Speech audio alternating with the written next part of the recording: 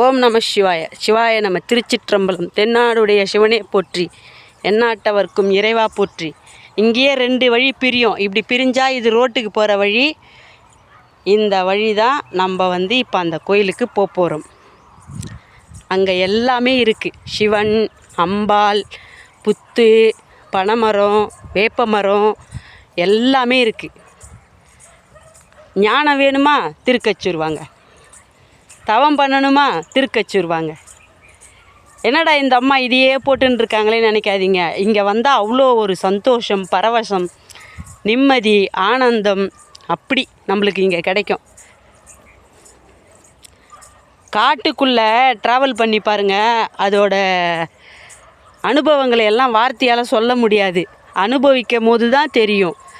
குருவிங்களுடைய சத்தம், மயிலோட சத்தம் எல்லாமே.